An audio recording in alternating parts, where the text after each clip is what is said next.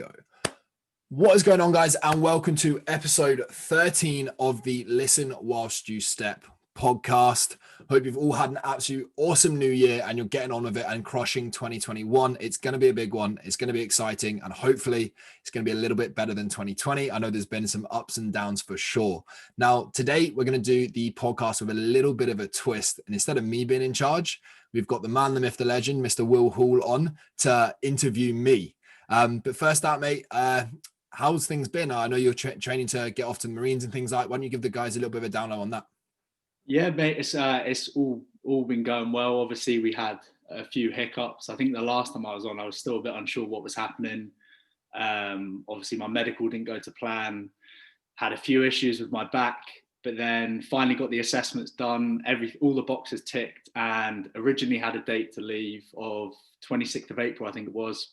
And then my recruiter called me up and basically gave me a new date of 1st of March, which is like 9 weeks or something. So it's when this goes live, that will literally be like 4 or 5 weeks. Oh, mate, it already feels like it.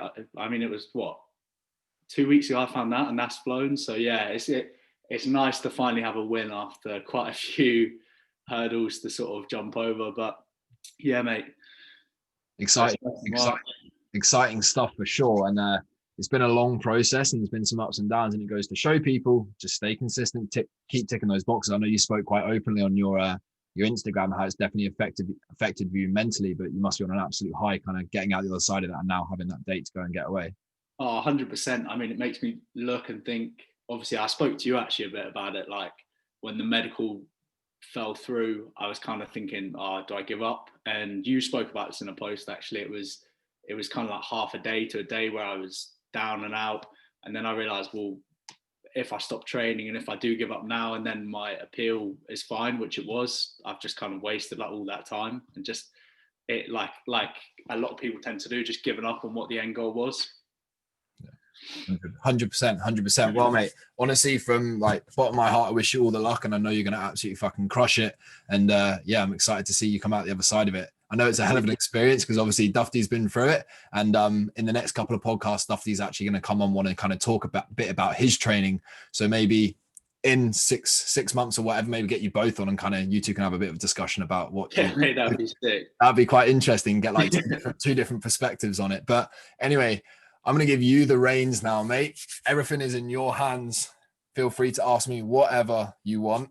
And just to clarify for everybody, I told Will not to tell me any of the questions before we started this so that I can be a bit more raw and not have had like thought about the answers. So let's go. Yeah. So what I wanted to start with, obviously, just got back 2 weeks, is it, from Dubai? Yeah, man. And you put that story up of you almost being on the balcony where you're like thanking people who'd been there throughout the journey and stuff. And I obviously sent you a message and I was like, take this moment in, mate, you've done this. But I want to know what you were honestly thinking when you did walk out on that balcony and you're like looking at all these ridiculous buildings and you're thinking, this is a business trip now. Like, this isn't just a holiday. Like what was actually going through your head? Genuinely, like first out, it's like, for me, it's almost like imposter syndrome. Like I literally, mate, it is so true. Like me talking from the bottom of my heart, and it's quite interesting. I actually spoke to quite a few of the guys who were there as well. Like it almost feels like I shouldn't be in that position. I almost feel not guilty, but I feel like I haven't earned the right to actually be there. It feels like I'm not at the standard that a lot of the other people who are potentially going out and doing this are. So that's the first thing I had. And then I kind of, which is just completely wrong, by the way. But anyway, continue. No, I know. And that's why it's been so incredible, kind of like we were speaking before this about Kieran, the mindset guy. And it's been kind of talking about that a little bit and realizing that you have put in a hell of a lot of work to kind of get to where you want to. I think part of that comes from just having like a massive growth mindset. And I'm always like, what's next? And you're in a similar position as that, is you're always striving for more. But me and Kieran have been talking about being very, very grateful and understanding like you've worked your ass off. You need to accept that and make the most of it. And like you said, take it in. But after that kind of all passed, it was just so like the most overwhelming, like grateful feeling, because like I started this when I was 17 years old at my parents' shed.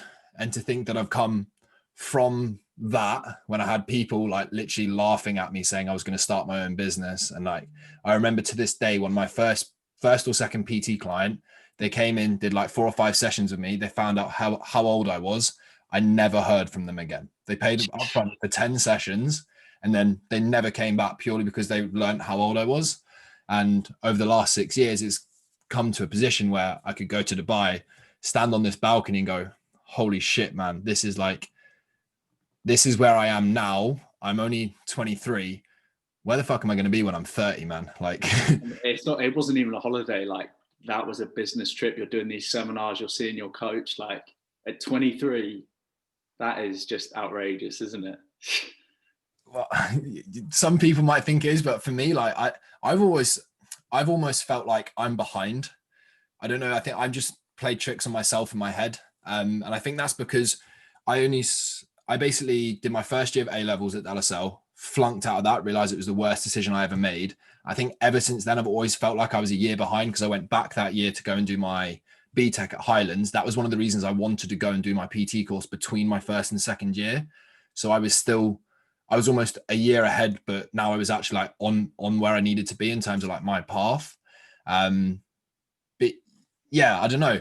It's a strange one because I feel like I haven't even scratched the surface, and going there and speaking to the likes of someone like Charlie Johnson, who's got like the Shred and 8 program. The guy's absolutely crushing it. Like, speaking to him made me realize that I literally haven't even scratched the surface. Like, the potential to grow a business and as a person and to scale things is just absolutely mind-blowing. Like, the only limitation is your mindset. And I think the further you get with things, the more you realize that it literally comes from your top 2 inches. Okay. And something we spoke about over there is some people might say it's lucky. And I personally don't believe in luck because you've worked for it, mate. I've seen it, Danny's seen it, Johnny's seen it. Like, you've not been lucky at any point, have you? No. You just worked hard. Just keep ticking the boxes and staying consistent. Like, openly, like for the last 18 months, I haven't missed a single social media post. Yeah. I have posted 6 days a week on my feed and probably done between 5 and 10 stories every single week for the last 18 months. I haven't missed a single one. Someone messages me, I show interest, I DM them, I actually give a shit about them as a person and their results. I spend the time and answer questions. I've had people who message me asking questions, they've got their other coach and they're like, I'm paying my other coach X amount a month. You've spent more time talking to me than they have. For free as well. For free. I don't give a shit. I just want to see people succeed. And I think that's what it comes down to a little bit as well. But something we spoke about when we were in Dubai was taking a step back and looking at your progression and going, what's the bottleneck in my progression? What's the bottleneck in my business? What's the bottleneck in my training? What's the bottleneck in my nutrition? And 9 times out of 10, you're going to be the bottleneck. And it's been able to step back, observe that and go, right, what can I do? What can I do for me to help things keep moving forward? Okay. So if we look at like your stuff with the Marines, for example, the thing that was holding you back was your mindset, like getting caught up on things that were potentially holding you back. You didn't know that was for certain. So what did you do? You step back, you reevaluate and what the fuck am I doing this for? I still got this shit, and you carried on. My biggest bottleneck in terms of like business and growth like that was realize it's saying no. I had to learn to say no to people and had to realize that I can't do this all on my own. And I have to bring people on to help me, because if I didn't, my quality of service was going to drop, and that's not something that I want to do. So that's why I've got Johnny's come on. That's why Danny's come on. That's why my sister's going to be coming on in January as well. And the team just keeps evolving. So that actually goes into one of the questions I had. It was about taking people on, Johnny, Danny, your sister. I didn't know your sister was as well, so fair play. Was that like always the plan? Like, obviously, when you're working in your shed and you're 16, you're not thinking, I'm going to have this online coaching business. I don't even think online coaches are really a thing then. But were you always kind of like, when was the point when you were like, I want to start working with, like, bring my best mate Johnny on? When was that? Like, was that always the plan? So if we go back to when I literally qualified, so that would have been 6 years ago. So I was like 2014. Yeah, 2014. 17, went to UK, did European Institute of Fitness, which is supposed to be one of the most highly regarded PT courses in the thing. Because if I do things fucking right. Like, quite openly, that PT qualification cost me $7,500. And $7,500 for a PT qualification is a hell of a lot of money. Yeah. But when I was there, I went with the mindset of you just do everything like everyone else does. You go and work in Fitness First, you go and work in DW, you go and work in Pure Gym, you go and work in your mainstream, you work as a PT, you work your way up, you put your prices up. That's just how it is.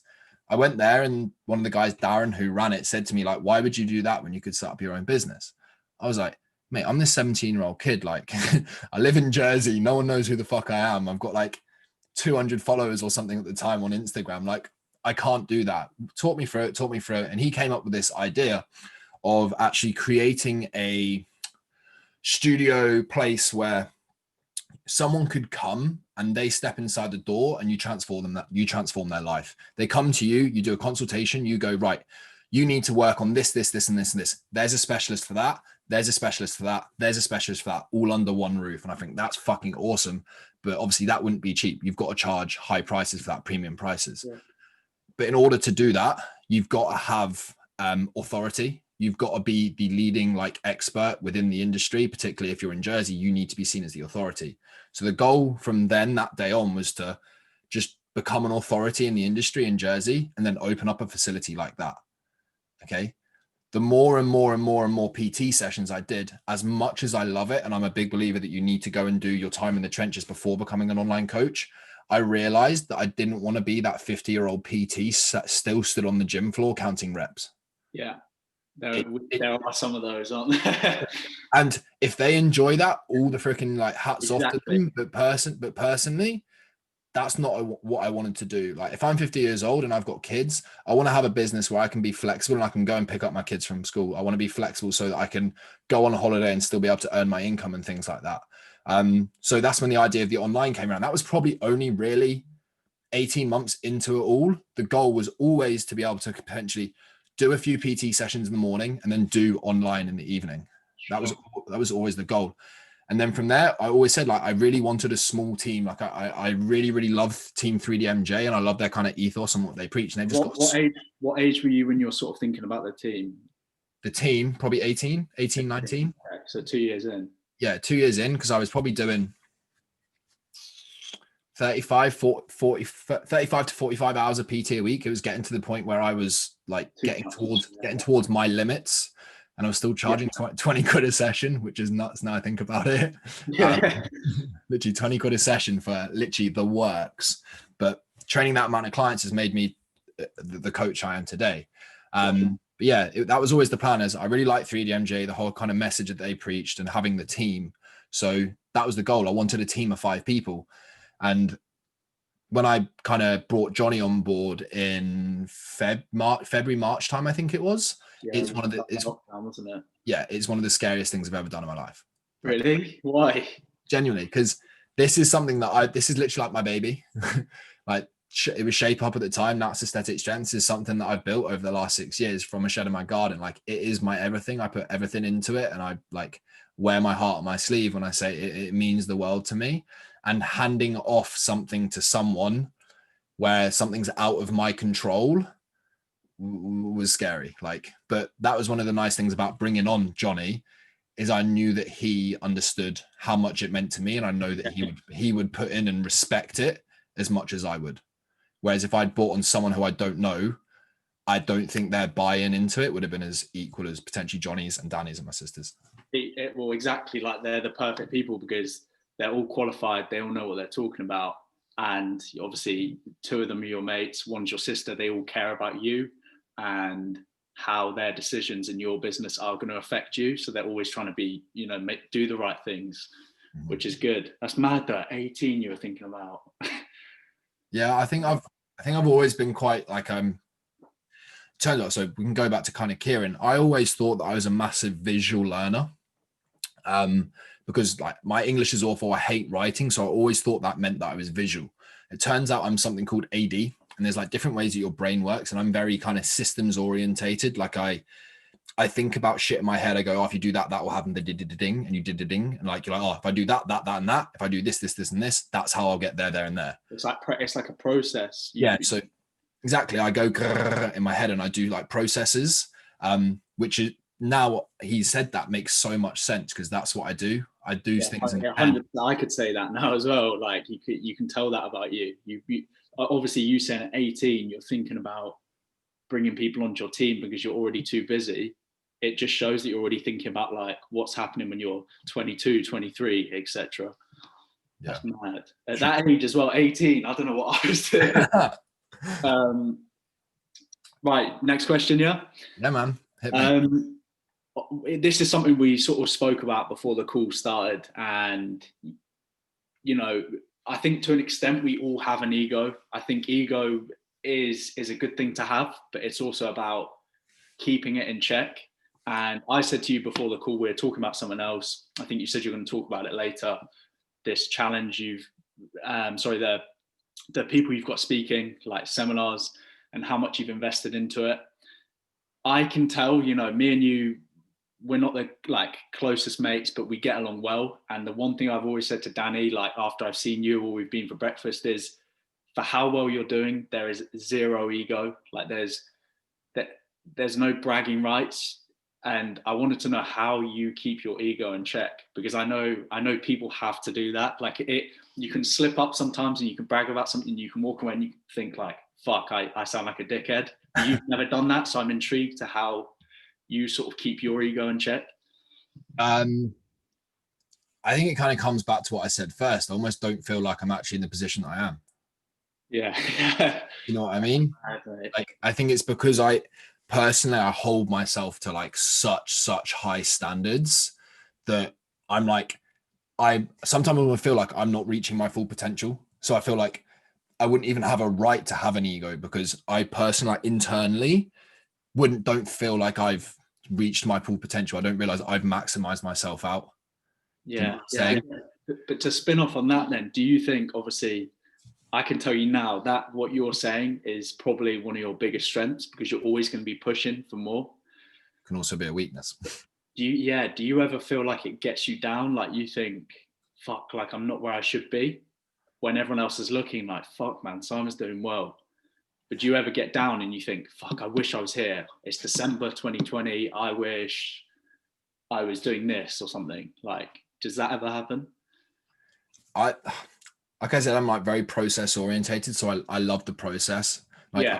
I love doing my consultation calls. I love doing my check-ins. I love doing Instagram posts and things like that. So I just try not to focus on like the big thing.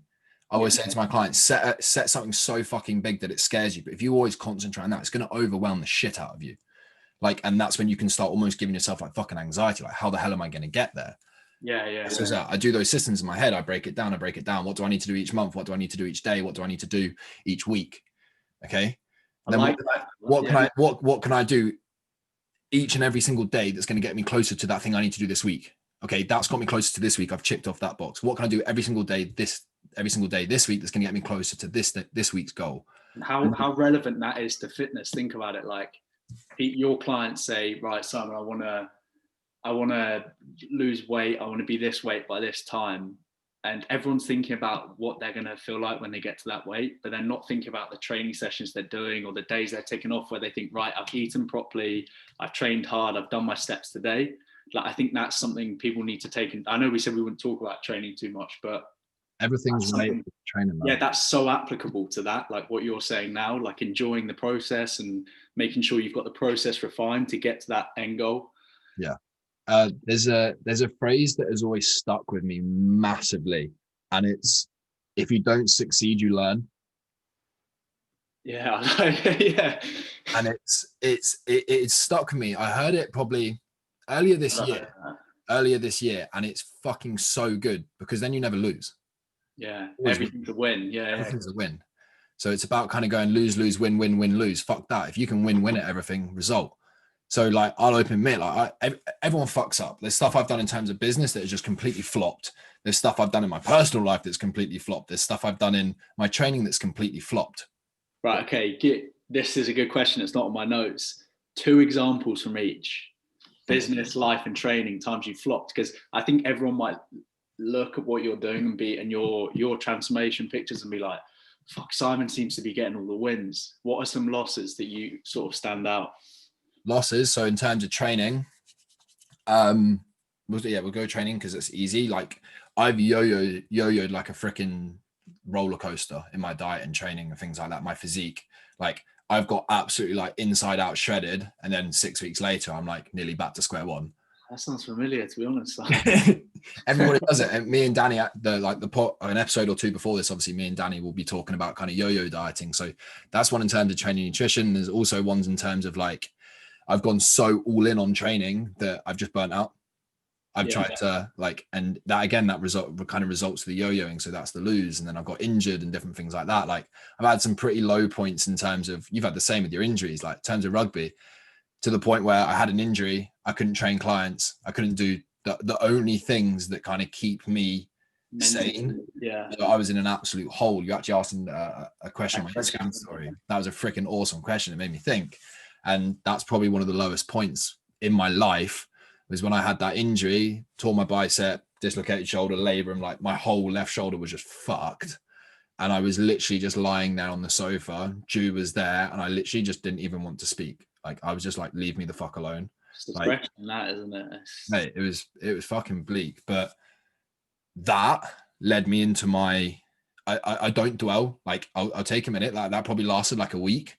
And that's what led me into my first ever like big transformation.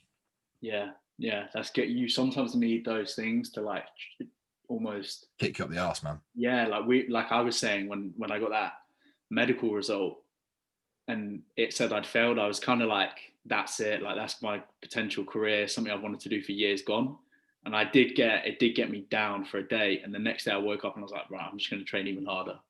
Yeah. And it's like, it's what you need sometimes. So I know it's probably shit that you tore your bicep, like, but it might have been what you needed to like be that catalyst for growth, like where you're now. Yeah, because my whole mindset was out. I was like, right, I can't train, but what can I control? I control what the fuck goes in my mouth.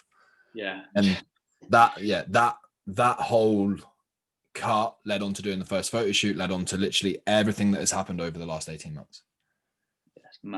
Because I got injured and I decided to be proactive rather than reactive with it. It took that one decision, and that has shaped the last 18 months, 2 years of my life.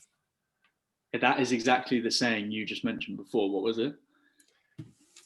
Fair, like you succeed or you learn.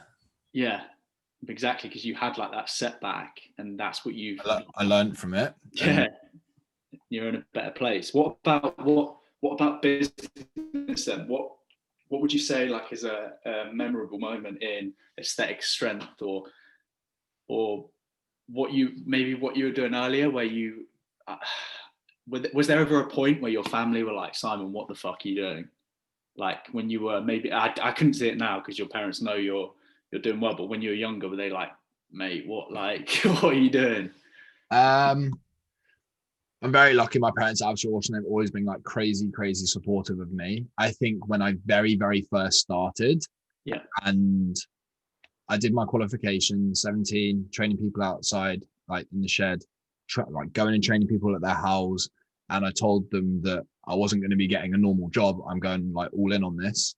And like, don't get me wrong, like it picked up pretty quickly. And this was one of the reasons in my head, like me thinking about things as well. When I was between that first and second year at college, I went and spoke to my tutor and said, I'm probably not going to be coming in much because I'm going to be growing my business. I'll get the work done. Like, trust me, but I'm probably not going to be in. And like, think to Martin, like you could be an absolute pain in the ass. Like, bless his soul. But he was very understanding. He said, as long as you get the work done, I don't mind. My attendance for Highlands for the second year was like 13%. Yeah, you still get it done though, yeah. Mate, I still came out with a triple D star, which is the same as like three A stars. Yeah, so it doesn't matter, but I just got it done. But by the end of that year, I was doing like 35 hours of PT sessions. So I knew that as soon as I finished college, and this would have been when I was going into work in brackets, I had a good base. Yeah, I think you'd almost put the foundations there, opposed to if you'd have just gone to college and then got a normal job, like you were setting things up for when you finish. Yeah, it comes with being proactive, thinking ahead, putting strategies in place to make sure that you set yourself up for success. Yeah. So maybe not your parents then, but was there ever a moment? Obviously, we talked about when you got injured, but was there ever a moment where you thought, "Fuck, what am I doing?" Like, yeah. I think the biggest thing was when I realized that I wanted to start online, and I knew it, but I didn't know how I was going to do it. I didn't have clarity. So I honestly wasted about a year, and I don't even want to know. Yeah, so just before I got Adam, okay, I honestly reckon I wasted nearly a year of kind of hours and hours and hours of work of looking at through like TM Cycles membership site and pulling that apart. And how could I do this? How could I write a member site? Now I'm going to do one-to-one coaching. Now I'm going to do group coaching. Now I'm going to do this. I'm going to do that. I'm going to do this. Or do I want to do that? Like I really enjoy the PT. Oh, I really enjoy group sessions. I literally wasted so much fucking time. And I used to almost like give myself fucking anxiety because I'd plan out so much shit. I like, right, I'm going to make a members area. But if I make a members area, I want it to be full of a decent amount of content so that when people log on for the first time, and I'd script out so much shit that I'm going to do. Yeah. And then I was like, I can't do this. There's too much to do. Like, and I just was constantly beating myself up in my head because I'm like, you're planning all this shit out and you're not executing on anything. You're not implementing anything.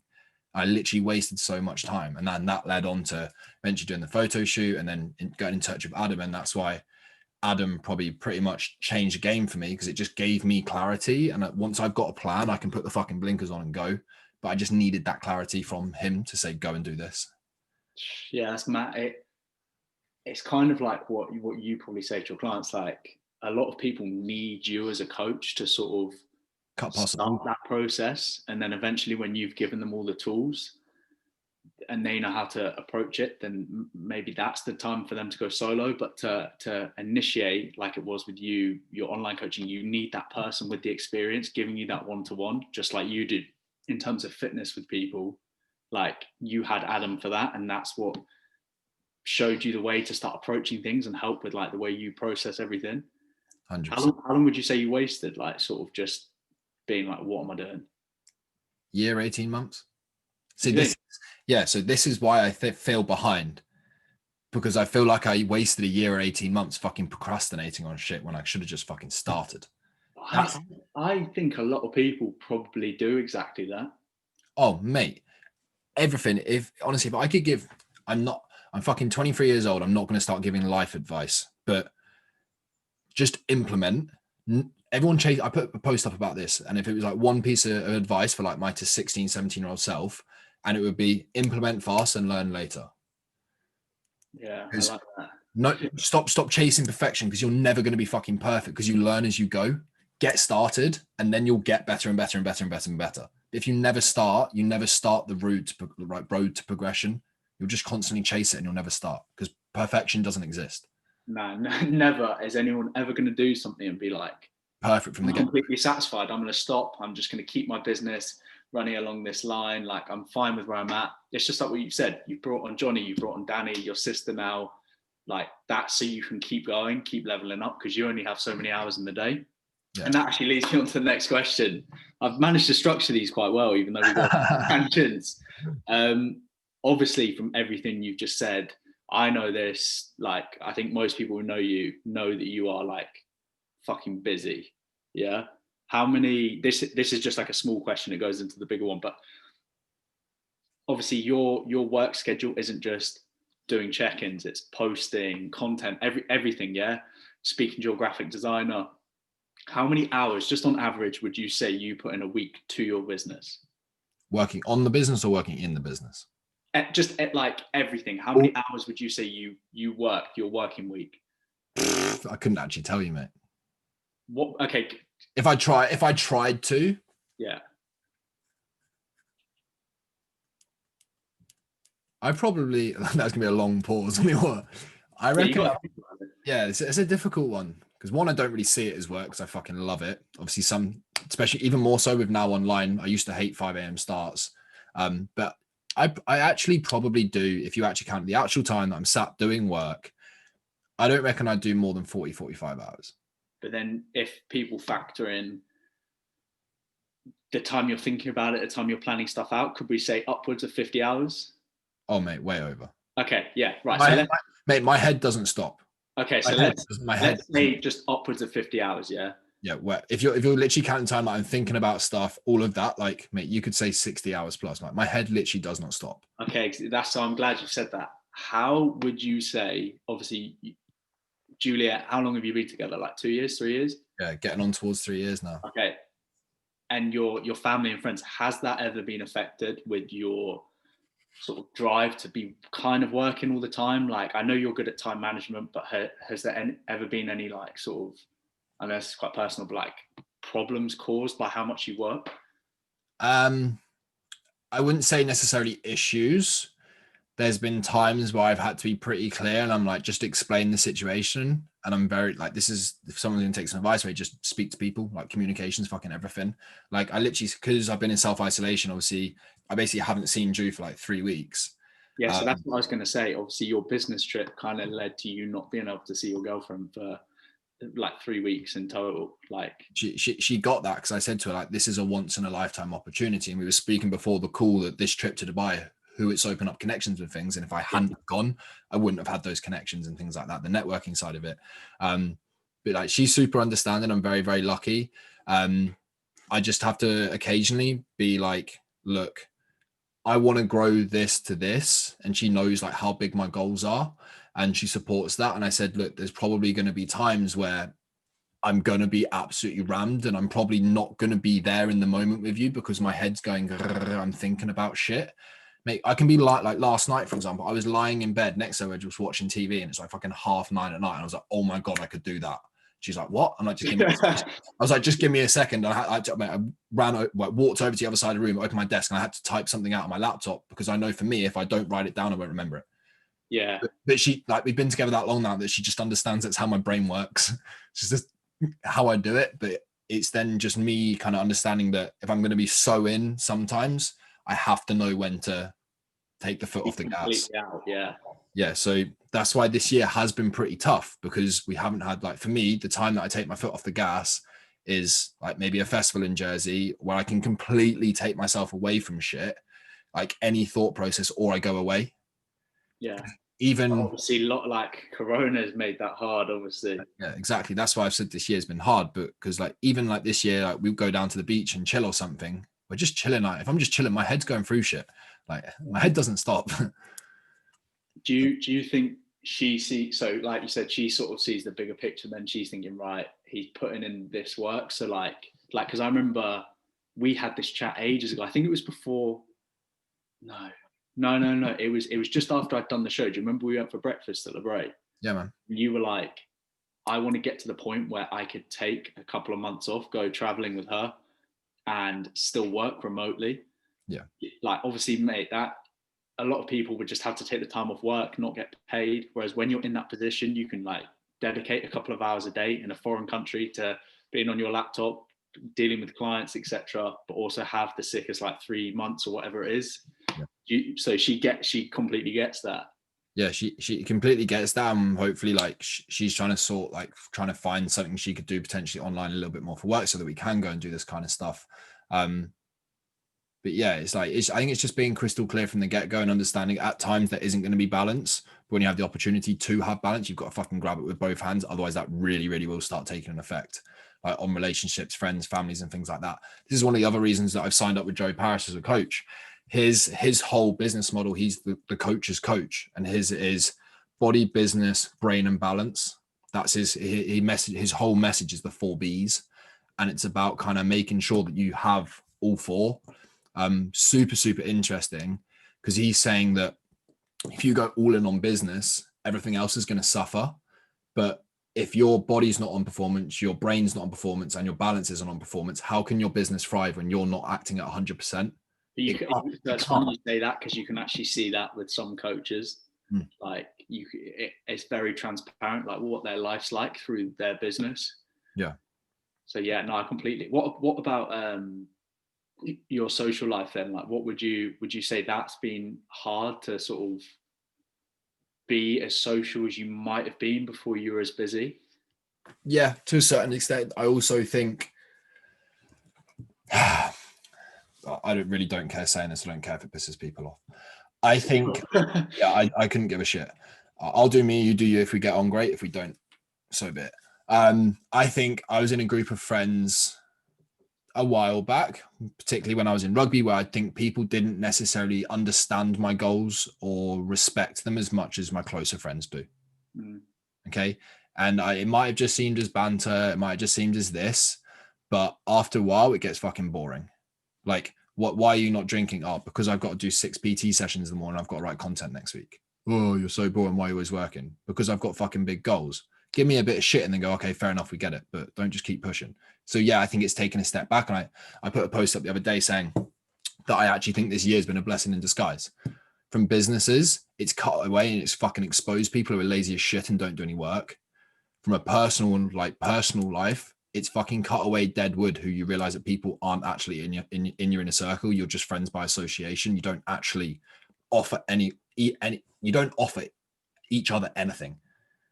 Like, what are you supporting and offering me in my life? Fuck all. See, Like, I've experienced this exact same thing as well recently. But so do you think by having that turning point of like, right, I'm finally going to start pushing towards what I want to do, you sort of saw those people who weren't really about that. They were more about, oh, let's go get fucked up. Like, do you know what I mean? Just the average sort of let's get pissed. We'll just have a laugh when we're out, and then in the week, like don't message me if you've got something going on. Like, just like if you've got any problems, they're not the sort of people you speak to. They're just sort of like your drinking mates, I like to call it. yeah, literally. Yeah. They're just there. They're just So that, yeah. I mean, mate, it's mad because this literally ties into this is the one of the last questions I got, by the way. We obviously did that podcast on like your circle, your group of friends. Would you say that's, you know, now you've sort of realized like the people that are good for your life, you only attract towards that? Because what I notice with quite a few things is when you're doing well and when you are in a good position or when you're driven like yourself, people almost want to be your mate just in the hope that they can also be like that. Yeah. Have you noticed that at all? A little bit. I get quite a lot of messages from like people that I might not have fucking spoken to for 4 years. For example, like, oh, hey mate, it's awesome. It's good to see you're crushing it and things like that. Like, fair play to you. I'm like, amazing. Thank you very much. Like, I really appreciate it. But I don't want to sound like a dick, but you know what I mean? I'm like, why? I completely appreciate the message, but we're not necessarily that close.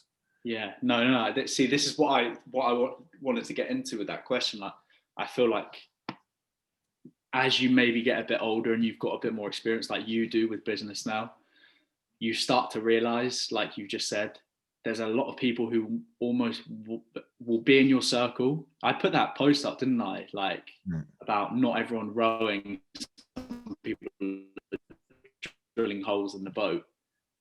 And a lot of people might want to be in your circle, but at the same time, they don't want to see you do well. And would you say you've had that experience, like you've sort of learned from it now? Yeah, big time. I think even Dubai was one of the most eye-opening trips for me. I honestly think that trip was going to change my life even more so, and this is why I'm so fucking excited for 2021, because I've realized the power. Like, don't get me wrong, I have an incredible kind of inner circle, close group of friends in Jersey. I think going to Dubai and meeting some people who are kind of really, really like-minded in a similar position in terms of business mindset, personal life, different things like that. They've kind of whittled away the shit and they have a close group.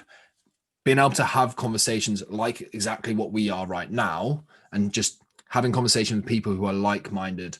And we were saying over there, and we said it on that podcast, it is so fucking rare that you can meet someone or a group of people where they want you to succeed as much as you do, but they're in the same industry or they have the same goals or something like that. That is so fucking rare. And if you can find something like that, it will only ever help anybody in that situation absolutely thrive. And the nice thing with that, if you can get people who are in a similar mindset, in a similar position, they understand it.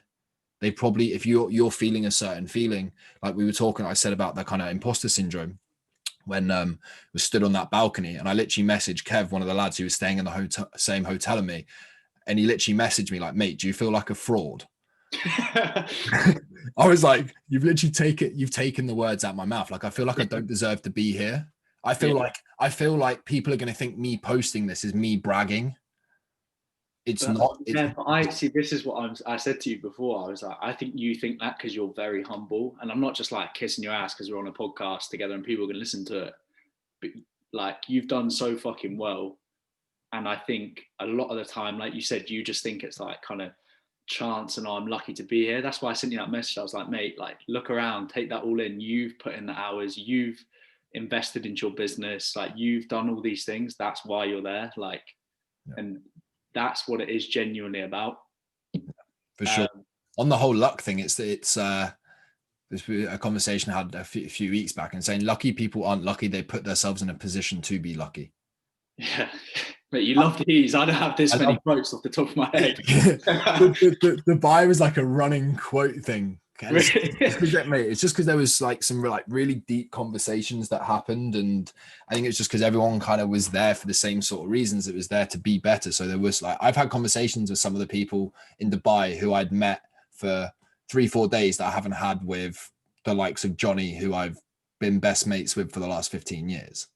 Yeah, but that's what meeting new people and having different mates is about. Like everyone's got, especially when they are rowing in your boat, not drilling holes. I like that. Everyone's got their different things they'll bring to your life, and like you will do the same for them. I think that's why we are all very different, but like we get along because we support each other, and we all have our strengths and we all have our weaknesses, like we talked about earlier. It's one of the reasons that one of my biggest goals for 2021 is to get away more, meet more people.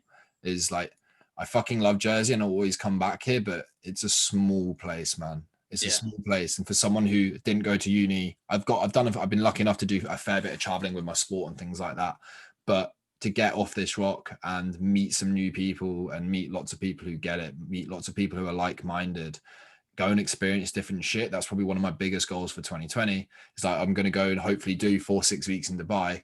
And I made some like awesome friends out there. A couple of the guys from the inner circle and that are actually moving out there for a year. So I'm going to go and stay with them. And the opportunities out there are just nuts. Like I was there working with a videographer, and right next to me you had Ryan Terry, Matt Does Fitness, and Mike Thurston training. Yeah. I was literally like, what is going on, man? Like, this is nuts. So yeah, it's going to be a big year. I'm super fucking excited. And yeah, man. People are going to think I've sent you these questions because like every time you end an answer, you lead me into the next question. Just shows that. They're well thought out questions. They flowed, man. Yeah, mate. So the last one I've got, just to end like on a positive note, what are 3 things you've been grateful for this year? Doesn't have to be business, can literally be anything.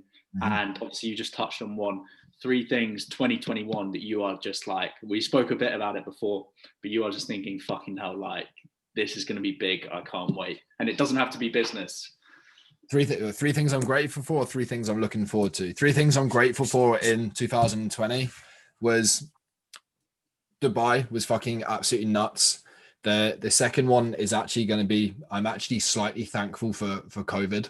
That's gonna come off. Yeah, but you've got to cover yourself. Yeah, that's gonna come off so backwards on a podcast. I'm thankful for it, from the fact that I think it's actually cut away a lot of deadwood in my life, and I think that's gonna help me move forward a lot over the next couple of years. I'm not thankful for COVID in the fact that it's affected about so many people in so many different ways. Like it's absolutely horrendous. And hopefully this is the end of it. But from that perspective, that's why I'm thankful. And the last thing is I'm super, super grateful for my parents, my family, and then like close friends who have supported me through this, and give me a kick up the arse if I needed it, but then also told me to chill the fuck out if I have been going a little bit too all in on something. Like, because through the first lockdown before I brought on Johnny, I think I had like 2.5 days off in 4 months. Fuck. Because that was my birthday, Ju's birthday, and I took a half day for my sisters. Yeah, fucking hell, mate. Because in 48 hours, my online clientele tripled. Yeah, it's mad. Which is nuts. And then 3 things I'm massively looking forward to in 2021. 1, traveling more. 2 is going to be starting to build a team around me. Like it's like one of the most incredible things. I took a step back the other day when I was like, I had like 5 meetings in a day. It was like working with a copywriter. It was working with like the website designer. It was working with a guy called Paul who's doing my automation. It was speaking to Johnny about some coaching thing. And then it was speaking to a VA from the Philippines who was helping me out with something as well. I was like, this is so much bigger than just me now. Oh, mate, it's like you've got people working with you. You've got like all these different aspects now. It's not just Simon Johnson on his laptop doing online coaching. Like, and I still do it from my bedroom in my parents' house. yeah. So that was 2. What's That's number 2. 3? And then the last one that I'm honestly so excited for, it would have probably started now this is going, and it's going to be I'm going to be running kind of between 4 and 6 free 5-day challenges next week. I love putting out content and giving people, like, I hate sitting through webinars, talks, anything like that, where you're like, yeah, this is super interesting, but how the fuck do I actually implement it? I'm running a free 5-day challenges where I'm going to teach people and give them the tools, the knowledge, and the skills that they need to go and do this on their own. Okay. If you just take it and you actually implement fast and action it, you can get fucking absolutely incredible results in terms of your training, your physique, your lifestyle, whatever you want to call it. And honestly, I feel like these challenges are going to help so many people. And yeah, I'm just they're going to be big. They're going to be I think they're going to be the highlight of 2021, along with this along with the level up as well. The level up's pretty sick, and it's a lot of moving parts, a lot of guest speakers from all over the place as well. People from the UK, industry experts in Jersey, and yeah, from what we spoke about, like it does sound exciting. I wouldn't bullshit. Like, yeah, it's gonna be. Yeah, so that starts 4th of Jan, so it'll be a few weeks into it, and that's one of the reasons I wanted to start that, was because it's going to bring a load of like-minded people into the same situation. Sure, and educate people, which is I've had up to the date we're recording this on the 17th of December. Up to now, I've now had 10 people who have come through my online coaching, and it's inspired them to go and do their own PT qualification. That's mad. Which is mad.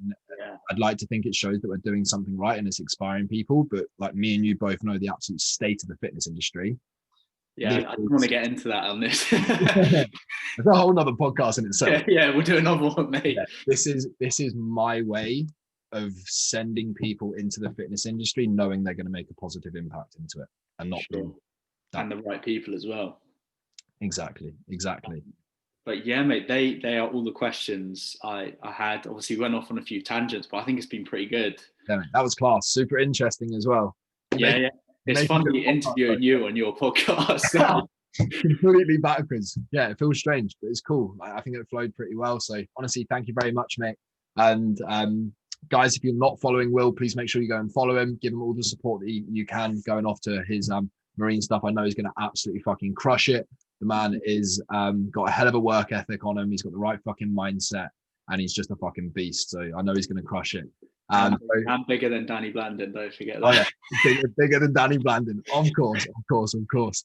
So yeah, guys, thank you very much for listening. Please make sure you give this a screenshot, share it on your Instagram stories, leave us a review on Spotify and iTunes. And if there's any other podcast, any guests you want me to have on, I'd really appreciate you letting me know. Catch you later, and let's smash 2020.